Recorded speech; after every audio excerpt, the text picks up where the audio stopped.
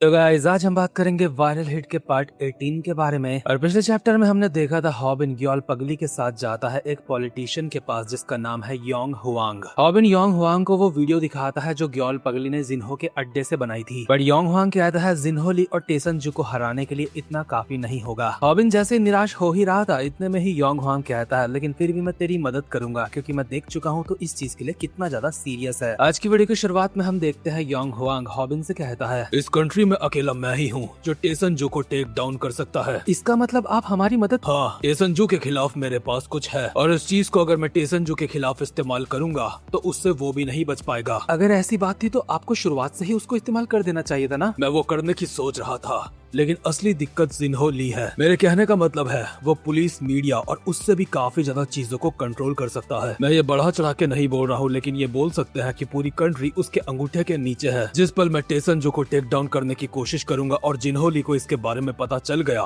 तो वो ऐसा होने से रोक देगा। इसलिए हमारा यही प्लान है, हम उन दोनों को साथ में टेक डाउन करेंगे। सबसे पहले ये प्लान स्योंगजुन और मेरा था जिसमें वो जिन्हो ली को टेक डाउन करता और मैं टेसनजू को। वो एक 5 मिलियन सब्सक्राइबर वाला यूट्यूबर था जो टेसनजू जैसे बंदे को टारगेट करने की कोशिश कर रहा था। पहले मुझे उसके ऊपर यकीन नहीं था लेकिन उसकी सीरियसनेस देख के मैं बदल गया। लेकिन तूने स्योंगजुन जैसे बंदे को वो करने नहीं दिया, तूने उसे कॉल आउट करा। हॉबिन सर झुका के कहता है मैं इस चीज के लिए माफी चाहता हूँ। बट टेसन कहता है कोई बात नहीं, स्योंगजुन जैसे याकुजा का अंत ऐसा ही होता है। लेकिन इतने में ही पगली ग्योल जो यहाँ पे घोड़े बेच के सो रही थी अचानक से उसकी नींद उठती है और कहती है अरे हाँ मुझे याद आया, वो सारा बोल रहे थे कि उनके दूसरे देश वाली ब्रांच से कोई आ रहा है। मैंने सुना था 90 दिन के अंदर जिन्हो ली का एक ग्रुप यहाँ आ रहा है। लेकिन ये चीज तुम अब क्यों बता रही हो, पहले क्यों नहीं बताया? क्योंकि गधे तूने मुझसे पूछा ही नहीं। लेकिन टेसनजू जिन्हो के बंदे जो यहाँ पे आ रहे हैं उससे हैरान नहीं होता, बस यहाँ से जाते हुए कहता है यही मौका है तुम्हारे पास उन्हें पकड़ने का। जो लोग 90 डेज के अंदर यहाँ आ रहे हैं वो जिन्हो के सबऑर्डिनेट्स हैं। लेकिन तुम्हें क्या लगता है वो सब यहाँ पे बिना वजह के आ रहे हैं? उनके यहाँ आने की वजह है ड्रग्स और तुम्हें उन्हें रंगे हाथों पकड़ना है। जिन्हो ली को टेक डाउन करने का यही रास्ता है। ये कहकर टेसनजू यहाँ से चला जाता है और हम देखते हैं बत्तख वाली ग्योल का घर। ग्योल दबे पांव अपना लैपटॉप लेके कहीं जा रही थी। इतने में ही सैमडैक पीछे से आ जाते हैं और उसको कहते हैं डांटते हुए तुम्हें क्या लगता है तुम कहाँ जा रही हो? तुम उस हॉबिन हरामजादे से मिलने जा रही हो ना?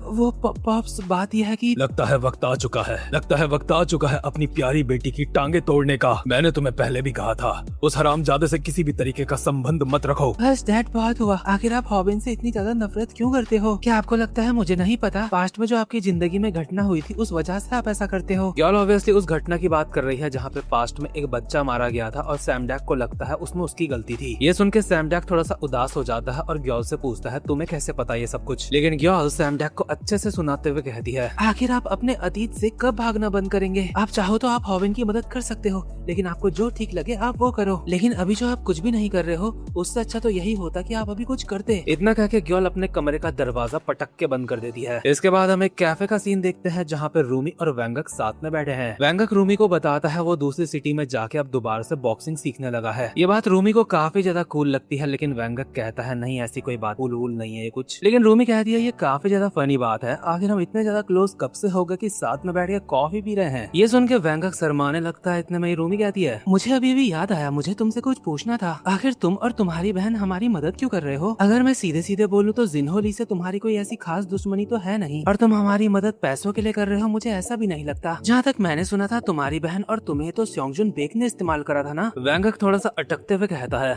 तुमने बिल्कुल सही कहा। वो दरअसल जिन्हो ली को टेक डाउन करने की मेरी वजह ये है कि वो तो मैं भी नहीं जानता। लेकिन अपने मन में वो कहता है वजह यही है कि मुझे तुम्हारी रक्षा करनी है और वो भी हमेशा। लेकिन भाई रूमी को सीधा बोल नहीं पाया ये बात। इसके अगले सीन में हम देखते हैं सरकारी वकील अपनी कार में बिठा के पगली ग्योल और हॉबिन को उनके ऑफिस छोड़ देती है। हॉबिन उसे थैंक्स कहता है लेकिन ग्योल कहती है मैंने तो तुझे बोला ही था मुझे छोड़ने के लिए। इसलिए हॉबिन ग्योल को कहता है अरे ग्योल क्या कर रही हो, बूढ़ी आंटी को थैंक्स बोलो। ये सुन के वकील का दिमाग खराब होने लगता है और कहती है तुम दोनों मेरा दिमाग खराब कर रहे हो छोटे हरामजादों, अब यहाँ से दफा हो जाओ। हॉबिन लोग जैसे ही यहाँ से जाते हैं तो वकील देखती है उसकी सिगरेट्स खत्म हो चुकी है। इसलिए टपरी से सिगरेट का पैकेट लेके आती है। लेकिन अंधेरी गली में चलते हुए सिगरेट मुंह पर लगा के जब ये सोच रही होती है कि वो मुझे बूढ़ी आंटी क्यों बोल रहे थे, इतने में ही एक हरामखोर इसके पीछे से आता है इसको इंजेक्शन लगाने के लिए। वो तो इसे टाइम पे पता चल गया था इसलिए आगे डाइव मार देती है और बच जाती है। लेकिन इंजेक्शन वाला हरामखोर अकेला नहीं होता, उसके साथ और भी होते हैं और दोबारा से इंजेक्शन में माल पानी लोड करते हुए ये लोग जिन्हो तक खबर पहुंचा देते हैं कि हमें वो लड़की मिल चुकी है जो श्योंगजुन बेक की मदद कर रही थी, और वो लड़की एक सरकारी वकील है जो श्योंगजुन की पहचान में थी। ऑब्वियसली जिन्हो ने अपने बंदों को ऑर्डर देके रखा है, जो भी श्योंगजुन बेक की मदद कर रहा था देखते ही टपका दो उसे। इसलिए डोंगशॉक जिन्हो को कहता है, बॉस, जिस लड़की को आप मारने की बात कर रहे हो उसकी फैमिली की वजह से दिक्कत हो सकती है। यानी कि वकील किसी पावरफुल घर से है। बट जिन्हो कहता है, डोंगशॉक, तुम बस अपना काम करो और उसको निपटा दो। आखिर भला हम लोग कब से किसी को मारने से पहले इतना ज्यादा सोचने लगे। दूसरी तरफ लड़की पूरी तरह से गुंडे मवालियों से घिर चुकी थी और अपने मन में सोचती है आखिर इन लोगों की दिक्कत क्या है, ये पब्लिक में मेरे ऊपर अटैक कर रहे हैं। एक हरामी जैसे ही नसबंदी का इंजेक्शन लेके आगे बढ़ रहा होता है, पीछे से हॉबिन अपना फोन फेंक के मारता है इसके सर पे और कहता है, आखिर साला तुम हो कौन? बूढ़ी आंटी, आप वहीं पे इंतजार करो, मैं पुलिस वालों को कॉल करता हूँ। लेकिन अब गुंडे मवालियों की नजर हॉबिन पे पड़ जाती है, बहुत ही बुरी वाली, और इंजेक्शन लेके उसकी तरफ आने की सोचते हैं। हॉबिन जब सोच ही रहा था उसे ऐसे इंजेक्शन से फाइट करना तो आता ही नहीं, इतने में ही सैमडैक इंजेक्शन के सामने अपना पर्स लाके इंजेक्शन को उससे पकड़ लेता है। शायद सैमडैक के दिल पे ग्योल की बातें लग चुकी हैं, इसलिए मदद करने के लिए आया है। और हॉबिन को कहते हैं, तो तुम चाहते हो मैं तुम्हें फाइट करना सिखाऊं? अगर ऐसी बात है तो अब ध्यान से देखना, क्योंकि अब लोग यहाँ से मरने शुरू होने वाले हैं। अब इनकी तबाही शुरू होगी और तुम्हें अगर मुझसे सीखना है तो ऐसी चीजों को हैंडल करना आना चाहिए। इसके बाद सैमडैक किसी की टांग तोड़ता है, किसी के मुंह पे रैप्टा पड़ता है, तो किसी के मुंह पे घुटना मार के उसका मुंह खोल देता है। कुछ ही पल में इन छपरियों का काम 25 करने के बाद सैमडैक हॉबिन को कहता है, मैंने यूट्यूब में तुम्हारी वीडियोस देखी, मुझे यकीन नहीं हुआ तुमने सच में वो टेक्निक्स कॉपी करी जो मैंने सिखाई थी। मुझसे वो टेक्निक सीख के तुमने मुझे दिखाया है तुम किस तरीके के इंसान हो। उन वीडियोस में तुम बिल्कुल मेरी तरह थे, और अगर सच में कोई कुछ सीखा है तो वो मैं हूँ। तुमने मुझे सिखाया है निडर होना, इसलिए मैंने फैसला करा है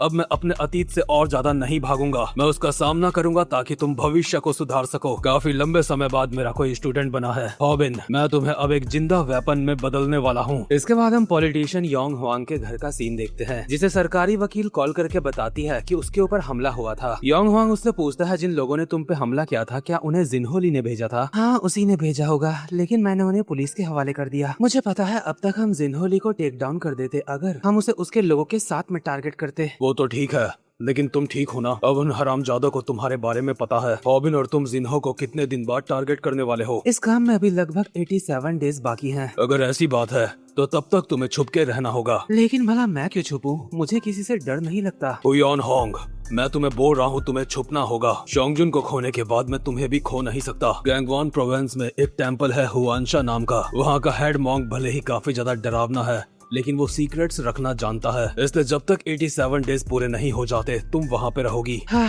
ठीक है, फिर 87 डेज बाद आपसे मिलती हूँ। लेकिन आखिर इन दोनों का एक दूसरे के साथ रिश्ता क्या है? क्योंकि अभी हमें एक फोटो भी दिखाई जाती है जिसमें ये दोनों साथ में हैं और दोनों के ही नाम के आगे होंग आता है। इसका मतलब ये फैमिली तो है, लेकिन इनका रिश्ता क्या है ये आगे पता चलेगा। अब इन लोग जिन्हो को जब टारगेट करेंगे उसके लिए अब 85 डेज बाकी होते हैं अगले सीन में, और सैमडैक हॉबिन को एक पार्क में ले जाके कहता है, तुमने कहा तुम्हें 85 डेज में ताकतवर बनना है? जी मास्टर, 85 डेज बाद एक कांड होने वाला है, तब तक मुझे ताकतवर बनना होगा। अगर ऐसी बात है तो हमारे पास ज्यादा वक्त नहीं बचा, इसलिए मेरी बात अब ध्यान से सुनना। अब तक तुमने मेरी वीडियोस देख के जितनी भी टेक्निक सीखी हैं वो तुम्हारे लिए सही नहीं थी। आपका इससे क्या मतलब है? इसका मतलब वही है जो तुमने सुना। मैंने उन वीडियोस को तुम्हारे बॉडी टाइप के हिसाब से नहीं बनाया था, वो एवरेज फिजिक वाले लोगों के लिए थी, लेकिन तुम छोटे और हल्के हो ज्यादातर लोगों से। तुम्हें देख के लगता है तुम्हारे कपड़े भी तुम पे ढीले आते हैं, लेकिन हैरानी तो मुझे इस बात की हुई, मेरी टेक्निक्स को सीख के तुम फिर भी जीत गए अपनी इस बॉडी के साथ काफी सारी फाइट्स में। लेकिन क्योंकि अभी ये एक पब्लिक एरिया में है इसलिए हॉबिन कहता है, वो तो ठीक है मास्टर, लेकिन क्या हम सच में यहाँ पे ट्रेनिंग करने वाले हैं? इतने में ये घुंघराले बाल वाले अंकल आके सैमडैक को कहते हैं, हे, क्या तुम भी एक्सरसाइज करने आए हो? जो तुमने मुझे ब्रीदिंग टेक्निक सिखाई थी काफी कमाल की थी, उससे मेरा शरीर पहले से काफी बेहतर हो रहा है, इसका मतलब मैं उसे सही से कर रहा हूँ, है ना? सैमडैक भी हाय बोलते हुए कहता है, सही है, तुम्हारा बैक का दर्द अब कम है तो बढ़िया ही है। लेकिन ये बात मुझे सैमडैक की काफी अच्छी लगी कि उसने इस बंदे को ब्रीदिंग टेक्निक सिखाई जो रियल लाइफ में भी काफी ज्यादा जरूरी होती है। इधर उधर के लोगों से बातें करने के बाद सैमडैक अचानक से हॉबिन को कहता है, हॉबिन चलो अब मुझे पंच मारने की कोशिश करो। हॉबिन कहता है, आप अचानक से क्या बोल रहे हो? ये कि मैं अचानक से आपके पंच मार दूं, ये क्या बात हुई? सैमडैक कहते हैं, तुम्हें बॉक्सिंग करनी तो आती है, इससे दिक्कत वाली कोई बात नहीं है, तुम मस्त करके पंच मारो मेरे। वैसे भी तुम्हें एक जिंदा वेपन बनना है ना, तो तुम्हें करना पड़ेगा। हॉबिन फाइटिंग स्टांस में आ जाता है और कहता है, अगर ऐसी बात है तो ठीक है, मैं आपके पंच मारने वाला हूँ,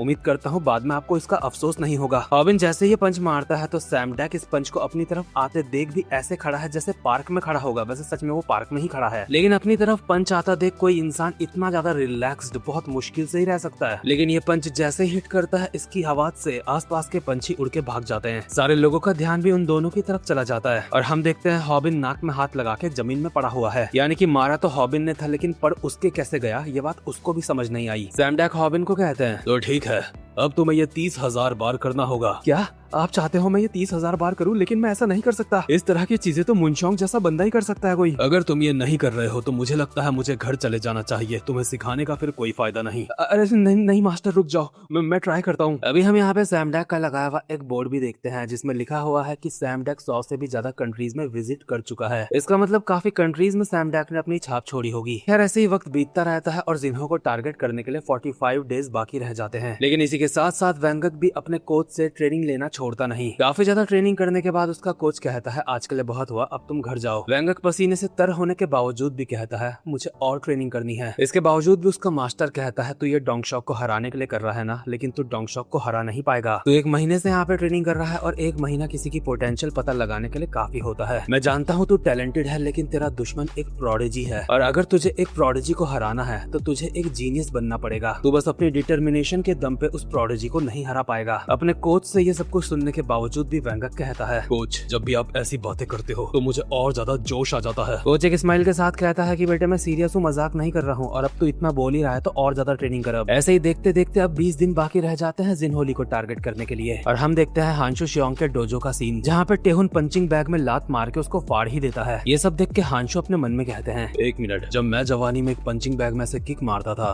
तो वो पंचिंग बैग उस वक्त भी ऐसी आवाज करता था क्या? जब मैं टेहुन की उम्र का था उस हिसाब से टेहुन मुझसे ज्यादा टैलेंटेड है। टेहुन को भी ये बात जरूर पता होगी, लेकिन ये अच्छी बात नहीं है क्योंकि अगर कोई अपनी ही ताकतों के नशे में चूर हो जाए तो चीजें खराब हो सकती हैं, जो उसकी चिंता हो रही है। टेहुन पंचिंग बैग फाड़ने के बाद हांशु से पूछता है वो योनवू हरामजादा ट्रेनिंग करने नहीं आता क्या? हांशु कहते हैं मैं उसे जो सिखा सकता था मैंने उसे सिखा दिया है। उसके बाद वो पता नहीं कहाँ चला गया। उसने कहा था उसको कुछ करना है, कुछ ऐसा जो क्योकुशिन के फाउंडर ने भी करा था। और हम देखते हैं योनवू एक जंगली पहाड़ी में पागलों की तरह भाग रहा होता है। उसके हाथ में खून लगा है, पैर में खून लगा है और अपने मन में कहता है ये काफी ज्यादा मुश्किल है। मैं अपनी स्किन को फाड़ रहा हूँ, मैं अपने शरीर को नुकसान पहुँचा रहा हूँ, मैं अभी खुद के ही साथ एक जंग में हूँ। तो इसको ही कहते हैं क्योकुशिन कराटे। और जो उसके हाथ और पैर में खून लगा है वो लकड़ी में लात और मुक्के मार मार के लगा होगा। खैर इसकी ट्रेनिंग भी बढ़िया चल रही है, लेकिन ऐसे करते करते अब 10 दिन बाकी होते हैं जिनहोली को टारगेट करने के लिए। और हम देखते हैं पहाड़ों में एक टेम्पल का सीन जहाँ पे हुआन हुआंग काफी टाइम से छुपी हुई है ताकि जिनहोली और उसके बंदे उसको ढूंढ ना पाए। लेकिन अभी यहाँ के हेड मॉन्क से छुपते छुपाते ही अपने कार के पास आती है यहाँ से भागने के लिए। लेकिन जैसे ही देखती है मॉन्क तो यही बगल में खड़ा है तो काफी हैरान हो जाती है। हेड मॉन्क डोंगचॉन एक स्माइल के साथ कहते हैं तुम मंदिर को इस टाइम पे छोड़ के कहाँ जा रही हो? वो कहीं नहीं, मुझे बस सिगरेट की तलब लग रही है। कुतिया, तुझे पता है तेरी ये तलब तेरी जान ले सकती है। मैं तुझे हमेशा बुद्धा की टीचिंग सिखाता रहता हूँ, लेकिन तुझे सिगरेट पीने की तलब लगी है। आखिर मैं तेरे बाप से आंखें कैसे मिलाऊंगा? लेकिन शियोन सुनती नहीं, कार में बैठ के यहाँ से निकल जाती है। पीछे से मॉन्क चिल्ला के बोलता है मेरे हाथ में जो झुंझुना है मैंने कसम खाई थी दोबारा से इसको फेंकूंगा नहीं और तू मुझे मजबूर कर रही है फेंक के मारने में। लेकिन लड़की फिर भी नहीं सुनती और निकल जाती है और अपने मन में कहती है कि सारा 2 महीने से सिगरेट नहीं पी। वैसे भी अब 90 डेज पूरे होने ही वाले हैं, यानी कि जिनहोली को टारगेट करने का वक्त आ ही चुका है। इसलिए हुआन अपने मन में कहती है शियोंगजुन बस थोड़ा और इंतजार करो, अब सिर्फ 10 दिन बाकी है। मैं इस बात का ध्यान रखूंगी टेसेंजू और जिनहोली बच ना पाए, उन्हें तुम्हें मारने की कीमत चुकानी पड़ेगी। मैं कसम खाती हूँ तुम्हारी मौत का बदला जरूर लूंगी। पर इतने में ही एक अननोन नंबर से हुआन को कॉल आती है। जैसे ये हेलो करती है तो दूसरी तरफ से कोई जवाब नहीं आता, इसलिए हुआन को लगता है ये एक प्रैंक कॉल है। लेकिन इतने में ही उसकी कार के बगल से गुजरता बाइकर उसकी तरफ एक पन्नी फेंक देता है जिसके अंदर शायद से बॉम्ब था। वैसे एक बात बताना, दिल्ली गाजियाबाद वाले इलाके में लोग पन्नी को पिन्नी क्यों बोलते हैं? खैर अचानक से ही दूसरी तरफ से उसको आवाज आती है। दूसरी तरफ होता है जिनहो जो एक अजीब सी स्माइल के साथ कहता है आखिरकार मैंने तुम्हें ढूंढ ही लिया। इससे पहले कि हुआन कुछ समझ पाती उसकी कार ब्लास्ट हो जाती है। हम देखते हैं कार पूरी तरीके से जली हुई है और हुआन उसके बाहर पड़ी हुई है और अपनी आखिरी सांसों के साथ उसे कुछ पुराने पल याद आते हैं जब वो शोंगजुन से मिली थी। यानी कि जिस वक्त शोंगजुन ने उसे कोर्ट में हराया था, जिस चीज से हुयॉन उससे काफी ज्यादा गुस्सा होती है, लेकिन शोंगजुन काफी ज्यादा चिल होता है। लेकिन पास्ट में इनका जब झगड़ा चल रहा था तो अचानक से ही उसमें सीन शिफ्ट होता है और हुयॉन की आंखें खुलती है शोंगजुन के बिस्तर में। हुयॉन खुद हैरान होती है आखिर वो किसी और के बेड में बिना कपड़ों के क्यों पड़ी हुई है। लेकिन शोंगजुन जो यहीं पे कुछ खाने की चीज बना रहा है और ये भी ऑलमोस्ट कुछ नहीं पहना इसने, हुयॉन को कहता है तो तुम उठ गई। ज्यादातर मूवीज और टीवी शोज में मैंने ऐसा ही देखा है, लोग ऐसा ही कहते हैं। क्या आखिर मैं हूँ कहाँ? क्या तुम्हें कुछ भी याद नहीं? कल तुमने मुझे हराने की शर्त लगाई थी, इसलिए हमने लगातार काफी ज्यादा ड्रिंक करी ये देखने के लिए कि हम में से बेटर कौन है। और उसके बाद जो हमने करा, क्या तुम चाहती हो वो मैं बताऊं तुम्हें? आप लोग समझ ही चुके होंगे कल रात इन्होंने क्या करा। ये बात हुयॉन भी समझ चुकी है कि नशे में क्या करा उसने, इसलिए फ्रस्ट्रेशन में खुद में ही चिल्लाती है। लेकिन शोंगजुन अब भी सब्जी काटते हुए कहता है तुम चिंता मत करो, मुझे सब कुछ याद है। भले ही ड्रिंक करने में मैं तुमसे जीत गया, लेकिन बेड के ऊपर कल रात तुमने मुझे हरा दिया। ये सुन के हुयॉन चाकू लेके इसके पास आ जाती है और इसको गाली देते हुए इसके बस मारने ही वाली होती है, लेकिन अपना ही पैर दूसरे पैर से टकराने की वजह से सीधा शोंगजुन के ऊपर आके गिरती है। और इस चीज की वजह से शोंगजुन ने जिस तरीके का चेहरा बनाया है उससे ऐसा लगता है चार्जर कनेक्ट हो चुका है। लेकिन यार ये मुझसे क्या बुलवा रहे हैं, क्या एक्सप्लेन करवा रहे हैं मुझे समझ नहीं आ रहा, इसीलिए मैं रोमांटिक मानवाज एक्सप्लेन नहीं करता। खैर थोड़ी देर बाद ये दोनों नॉर्मल हो जाते हैं और खाना खाने के लिए बैठते हैं। शोंगजुन हुयॉन के लिए जो खास तरीके का खाना बनाते हैं उसको कहते हैं सोबा। ये खाते हुए वो हुयॉन को बताता है अगर वो अपनी माँ के साथ इसका रेस्टोरेंट खोलता तो वो काफी ज्यादा सक्सेसफुल होता, लेकिन वो ऐसा नहीं कर पाया क्योंकि उसकी वजह से उसकी माँ अब इस दुनिया में नहीं। ये दोनों जैसे ही अपना खाना खत्म करते हैं शोंगजुन कहता है चलो दोबारा से कंपटीशन करते हैं। कल रात तुमने कहा था कि तुम कल अपनी पीक कंडीशन में नहीं थी, इसलिए दोबारा से मुझसे काफी सारी चीजों में कंपटीशन करना चाहती हो। हमें भी पता चलता है कल रात को इन दोनों ने नशे में काफी ज्यादा मजे करे थे, जैसे कि कैरियोके में गाना गाना, रेस्टोरेंट में खाना खाना और कुछ कार्ड वाले गेम्स के साथ इन्होंने अपना टाइम पास करा था काफी अच्छे से। इसके बाद घर आके दोनों के दोनों दोबारा से एक दूसरे के साथ दिहाड़ी मजदूरी में लग गए थे। ये सब कुछ इतना तो चल ही चुका था कि अब ये दोनों काफी ज्यादा क्लोज हो जाते हैं। और एक बार शोंगजुन से बाहर की कंट्री के कुछ गैंगस्टर्स जब मिलने आ रहे होते हैं तो उसके पास ऐसा कोई ट्रांसलेटर नहीं होता जो उनकी वॉइस को ट्रांसलेट कर सके ताकि सब समझ जाए,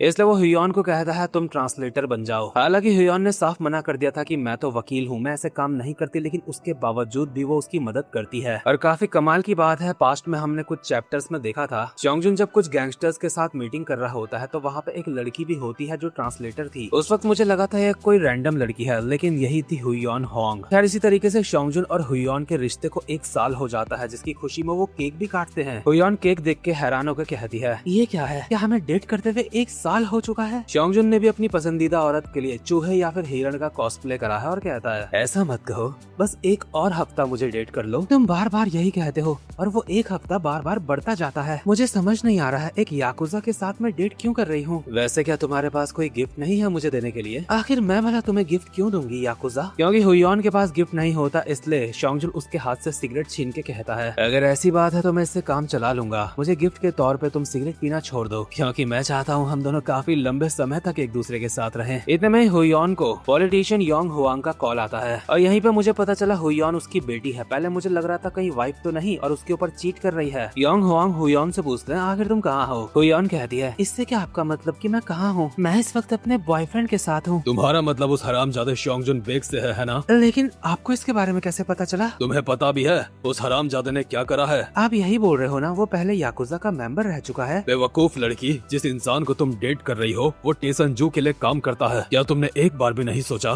कि वो तुम्हारे पास जानबूझ के आया है ताकि वो मेरी कोई इन्फॉर्मेशन तुमसे निकलवा सके? क्या आप मजाक कर रहे हो? ऐसा नहीं हो सकता। क्या मैं तुमसे मजाक कर रहा हूँ? आखिर भला मैंने आखिरी बार तुमसे मजाक कब करा था? इन बातों से हुयॉन को लगता है शोंगजुन सच में इसको जानबूझ के फंसा रहा था ताकि इसके बाप के बारे में जानकारी निकलवा सके, इसलिए शोंगजुन के एक रैप्टा बजा देती है और थोड़ा इमोशनल होकर कहती है मुझे बताओ आखिर तुम्हें कैसा महसूस हो रहा है ये सब कुछ करके? हरामजादे याकुजा, तुम्हें अपनी याकुजा की दुनिया में ही रहना चाहिए था। लेकिन चीजों को क्लियर करने के लिए शोंगजुन खुद ही इसके बाप के पास पहुँच जाता है। योंग हुआंग शोंगजुन को देख के कहता है काफी दिलचस्प बात है, मैंने सोचा नहीं था कि तू ही मुझसे मिलने के लिए बोलेगा मुझे, लेकिन जो मेरी बेटी को तूने अपने जाल में फंसाया वो कोई पुराने तरीके का नहीं था, तुझे वक्त के साथ बदलना चाहिए। तुझे क्या लगता है ये सब करने से तू मेरा कुछ बिगाड़ सकता है? शोंगजुन इसका कुछ बिगाड़ना चाहता भी नहीं, इसलिए कहता है एक बंदा है जिन्हो ली जो टेसनजू के लिए काम करता है। वो एक ऐसा इंसान है जो अंधेरों में छुप के दुनिया के ऊपर हंसता है। अगर आप उसको टेक डाउन कर दो तो आप टेसनजू को भी टेक डाउन कर सकोगे। लेकिन योंग हुआंग इसकी टाई पकड़ के कहता है लड़के अपनी बकवास बंद कर, तू चाहता है मैं एक बेवकूफ याकुजा का यकीन करूं? इसी वक्त शोंगजुन इसको कहता है मिस्टर हुआंग क्या मैं टेसनजू को जाके बता दो कि मैं आपसे मिला था। ऑब्वियसली ऐसा करने से मिस्टर होंग के लिए मुसीबतें खड़ी हो सकती है, इसलिए मिस्टर होंग कहते हैं, हरामजादे, आखिर तू मेरे साथ काम क्यों करना चाहता है? इसकी पहली वजह है जिस रास्ते पे टेसनजू चल रहा है मैं उस पर नहीं चलना चाहता। दूसरी वजह,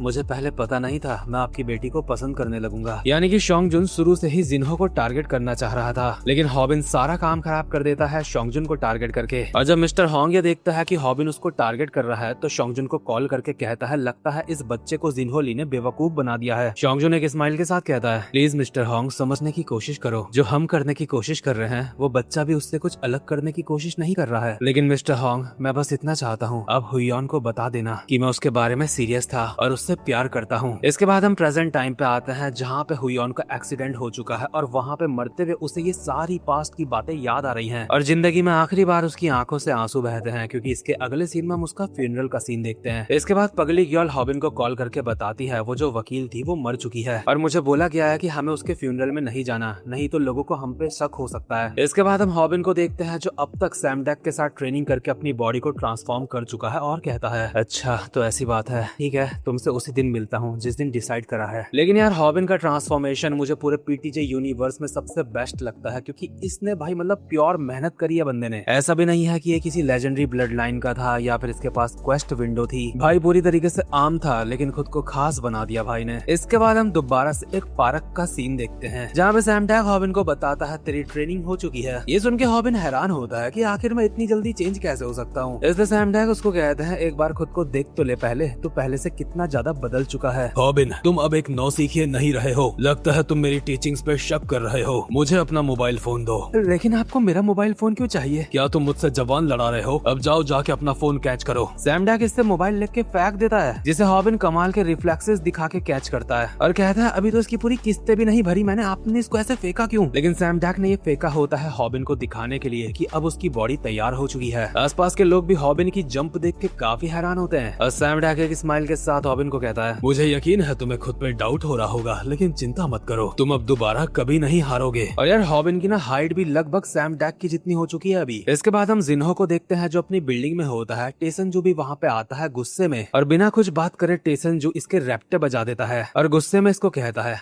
हरामजादे, तेरी आखिर हिम्मत कैसे हुई? आखिर तूने उस वकील को क्यों मरवाया? क्या तेरा दिमाग खराब हो चुका है? इतने सारे लोगों में से तुझे सिर्फ योंग हांग की बेटी मिली थी मारने के लिए? मैं तुझसे काफी अच्छे से बात करता हूँ, इसलिए तुझे लगता है ये सब कुछ मजाक चल रहा है? हाँ, तुझे उस लड़की को नहीं मारना चाहिए था। तुझे पता भी है उसके बाप के और मेरे आपस में कैसे रिश्ते हैं। तुझे अंदाजा भी है इस लफड़े को शांत करने के लिए मुझे क्या क्या करना पड़ा। इसके बावजूद भी जिन्हो कहता है, तो मैं और क्या करता? क्या उसको जिंदा छोड़ देता? ये सुनकर टेसनजू और ज्यादा गुस्से में आ जाता है और इसके एक रैप्टा बजाने वाला होता है। इतने में ही डोंगशॉक यहाँ पे आके टेसनजू का हाथ पकड़ लेता है। डोंगशॉक की शक्ल देख के लग रहा है अगर टेसनजू और कुछ करेगा तो डोंगशॉक इसके रैप्टे उल्टा बजा देगा। इसलिए टेसनजू की भी फटके चार हो जाती है और जिन्हो उसके कंधे में हाथ रख के कहता है, कितनी अजीब बात है, आज तो इतना ज्यादा नाराज क्यों है? हम भविष्य में भी आगे साथ काम करने वाले हैं, इसलिए हमें एक साथ काफी अच्छे से रहना चाहिए टेसन। इसके अगले सीन में हम देखते हैं हॉबिन को जो जॉगिंग करता हुआ एक जगह पे पहुंचता है जहाँ पे पहले से बैठा है योंग हुआंग। हॉबिन इसके बगल में बैठ के कहता है, काफी समय बाद मिल रहे हो। हाँ, लेकिन लगता है तुम पहले से काफी बदल चुके हो। मैंने सुना था क्या हुआ,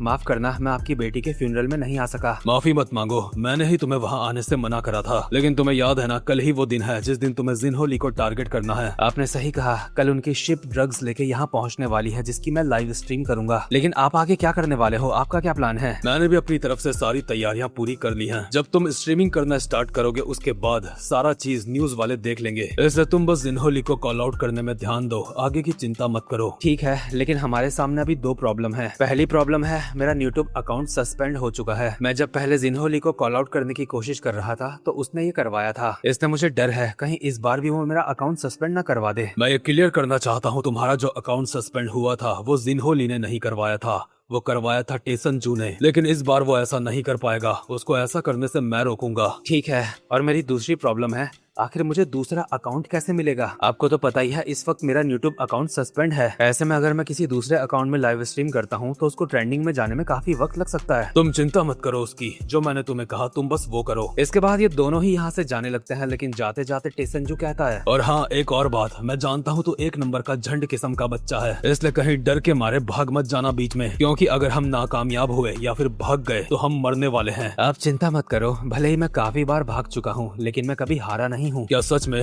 लेकिन ये कोई कूल बात नहीं है। इसके बाद वो दिन आ जाता है जब जिन्हो का ड्रग शिप से आने वाला है। डोंगशॉक उस जगह पे पहुंच चुका होता है और अपने बंदों को चिल्ला के कहता है तैयार हो जाओ सारे, शिप जल्दी ही आने वाली है, इसलिए तुम सबको नजर रखनी होगी हर चीज पे। इतने में ही जिन्हो का भी कॉल आ जाता है डोंगशॉक को, जो डोंगशॉक को कहता है देख हर चीज ध्यान से करियो, ये चीज बहुत जरूरी है हमारे लिए, और पुलिस वगैरह की चिंता मत करियो, उसको मैं हैंडल कर लूंगा। तू बस जब माल इधर से उधर कर रहा होगा तो बहुत ज्यादा ध्यान रखियो, मैं भी जल्दी ही वहाँ पे ही आ रहा हूँ। इसी के साथ सारे गैंगस्टर्स तैयार हो जाते हैं शिप के आने का, लेकिन कुछ लोग आपस में बातें भी कर रहे होते हैं कि आखिर हम इतने ज्यादा चौकन्ने क्यों हैं, आखिर क्या ही दिक्कत हो जाएगी, इतनी ज्यादा बारिश हो रही है एक तो अभी। लेकिन ये कहते ही एक गैंगस्टर की नजर पड़ती है टाइकोंडो वैन के ऊपर, जो काफी देर से यहाँ पे खड़ी है। ये लोग हैरान होते हैं आखिर ये कितनी देर से खड़ी यहाँ पे, इसलिए कुछ गैंगस्टर्स उस वैन के पास जाके उस पे लात मार के कहते हैं अबे सालो कौन है अंदर, बाहर निकलो। लेकिन अचानक से ही उस वैन का दरवाजा अपने आप ही खुल जाता है और अंदर से एक लात पड़ती है गैंगस्टर के ऊपर, जिससे वो उड़ता हुआ पीछे जाता है। सही मायनों में सारे गैंगस्टर्स अभी चौकन्ने हो जाते हैं और उस वैन से निकलते हैं हॉबिन और उसकी गैंग। टेहुन बाहर आके कहता है अबे सालो वो अंदर स्मेल किसने फैला रखी थी। वैंगक योनवू से पूछता है क्या जंगल में सच में तुम्हारा सामना एक जंगली भालू से हुआ था। योनवू कहता है वो बाद में बताऊंगा,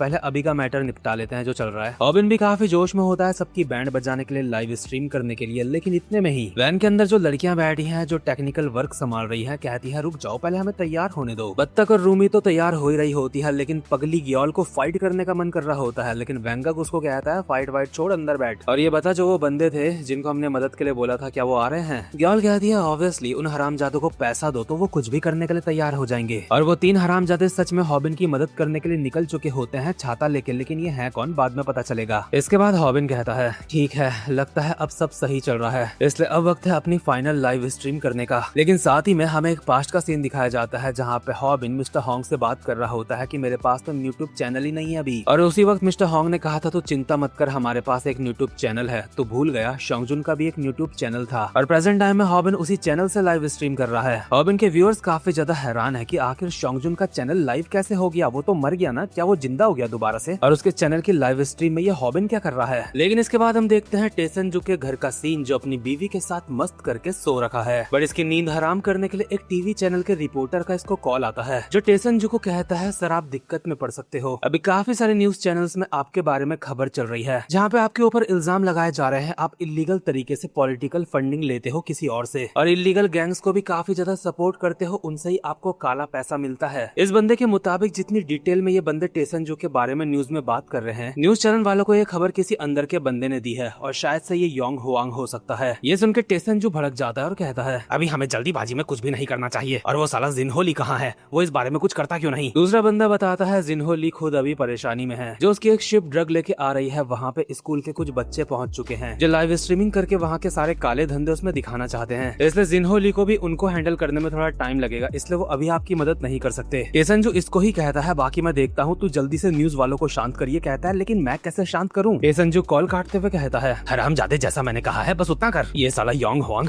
इसकी तो साले की। इतने में ही इसकी बीवी की भी नींद उठ जाती है और वो कह रही है क्या हुआ। टेसन इतना गुस्से में होता है कि उसको भी डांट के चुप करवा देता है और योंग हुआंग को गाली देते हुए कॉल करके कहता है तूने ये क्या करा हरामजादे। योंग हुआंग कहता है टेसन तुम्हें मेरी बेटी के फ्यूनरल में आना चाहिए था, उस बच्ची को तुम अपनी बच्ची की तरह मानते थे। अबे लेकिन साले अभी ये बात जरूरी कैसे हो गई, तू जो मेरे बारे में न्यूज में खबर फैला रहा है क्या तुझे नहीं पता इससे तेरा भी नुकसान होगा। मैं ये बात जानता हूँ टेसन, इसलिए अब वक्त है सच का सामना करने का। योंग हुआंग हरामजादे तेरी माँ की आंख, आखिर तो ये सब कुछ क्या कर रहा है, लगता है तुझे कोई गलत फहमी हो गई है, मैं कहता हूँ रुक जाओ। लेकिन योंग हुआंग इसकी बात का कोई जवाब नहीं देता और अपने मन में कहता है हॉबिन बस मरना मत। इसके अगले सीन में हम देखते हैं हॉबिन लोग जहाँ गैंगस्टर्स के सामने होते हैं। गैंगस्टर्स का एक बंदा इन्हें डरावने अंदाज में कहता है तो तुमने क्या कहा, तुम लोग कौन हो, यूट्यूबर्स? लगता है तुम बच्चों को कोई गलत फहमी हो गई है इसलिए तुम यहाँ आए हो। यहाँ पे कुछ गलत नहीं हो रहा है, हम तो यहाँ पे अपने स्कूल का रीयूनियन कर रहे हैं। हॉबिन लोगों के सामने काफी सारे गैंगस्टर्स मौजूद होते हैं जिनको वो कहते हैं हम लोग यहाँ पे यूट्यूबर 244 के लिए आए हैं जिसका असली नाम जिन्हो ली है। ये सुन के हॉबिन की ऑडियंस को भी अभी पता चलता है कि 244 का असली नाम जिन्हो ली है। हॉबिन अपने हाथों में व्हाइट स्ट्रिप्स बांधते हुए कहता है जिन्हो ली का काम क्रिमिनल ऑर्गेनाइजेशन को चलाना है जिसका नाम द न्यू इंटरनेशनल गैंग है। उसके असेंबलीमैन टेसनजू के साथ भी खुफिया रिश्ते हैं और यूट्यूबर शोंगजुन बेक ने खुद को नहीं मारा था बल्कि उसकी मौत के पीछे जिन्हो ली का हाथ था। इसकी बाकी की जानकारी रूमी के चैनल में आप सबको मिल जाएगी। इसलिए मैं सारे व्यूअर्स को कहना चाहता हूँ वो जानकारी आप वहाँ जाके चेक कर सकते हो। ऑडियंस ये सारी बातें सुन के काफी हैरान होती है, लेकिन डोंग शॉक जो इन सबका लीडर है, जो यहीं पास में सुट्टा मार रहा है, उसके पास उसका एक बंदा आता है जोंगटे नाम का और कहता है, सर ये सब कुछ मेरे ऊपर छोड़ दो, हमारी शिप जल्दी ही आने वाली होगी, आप चिंता मत करो,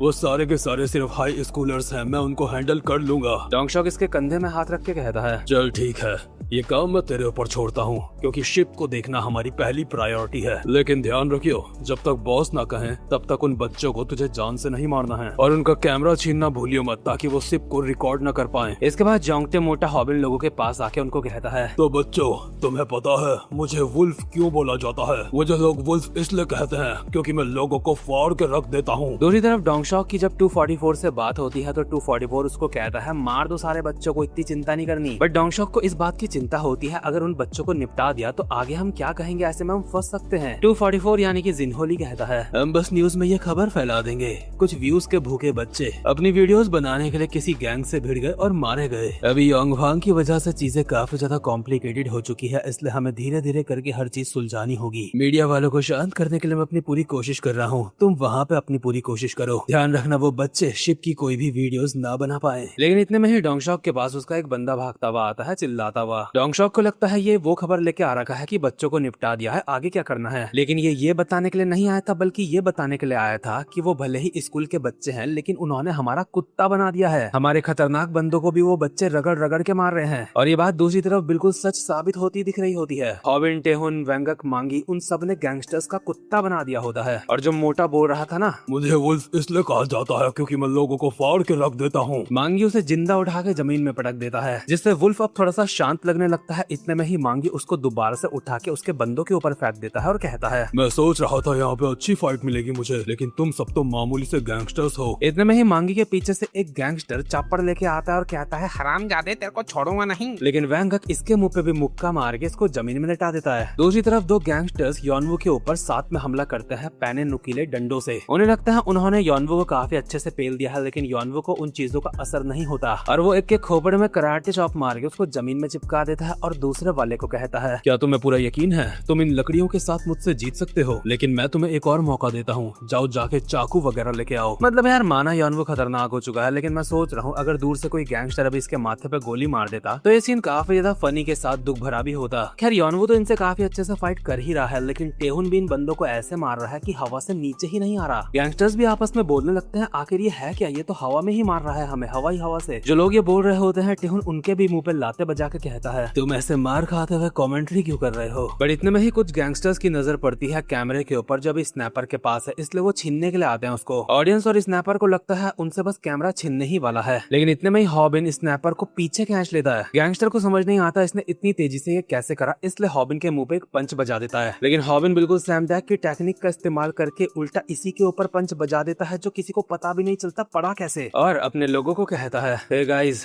आखिर यहाँ पे जिनहोली कब आने वाला है, क्योंकि ये गैंगस्टर्स हॉबिन लोगों से काफी ज्यादा मार खा रहे हैं। ऐसे डोंग शॉक के पास उसका एक बंदा आके कहता है, बॉस हमारे सारे बंदों का कुत्ता बना दिया गया है और वो बच्चे अब इसी तरफ आ रहे हैं। डोंग शॉक इसकी चिक चिक सुन के परेशान हो जाता है, इसलिए इसी के मुक्का मार के इसको जमीन में चिपका देता है। इतने में हॉबिन लोग भी यहाँ पे पहुंच चुके हैं, लेकिन वेंगक उनको कहता है, तुम लोग आगे जाओ, तुम्हें शिप की भी रिकॉर्डिंग करनी है, इस बंदे से मैं फाइट करना चाहता हूँ। इसलिए अब डोंग शॉक और वेंगक एक दूसरे के आमने सामने होते हैं। डोंग शॉक अपनी शर्ट निकालते हुए वेंगक की तरफ बढ़ते हुए कहता है, काफी टाइम बाद मिल रहा है वेंगक, कितनी अच्छी बात है। वेंगक को वो सारे पल याद आते हैं जब डोंग शॉक ने रूमी के साथ गलत करने की कोशिश करी थी, इसलिए कहता है, इससे पहले कि तू मेरे पास आता मैं ही तेरे पास आ गया। और इसी के साथ ये वाला पार्ट यहीं पे खत्म होता है। बाकी आप आगे कोई वीडियो मिस ना करो, इसलिए आप चैनल का बेल आइकन भी प्रेस कर सकते हो ताकि हर वीडियो का नोटिफिकेशन आप तक पहुंच जाए। बाकी मजे करो, मस्त रहो, स्ट्रांग रहो। अब मैं आपसे मिलूंगा अपनी नेक्स्ट वीडियो में, तब तक के लिए गुड बाय।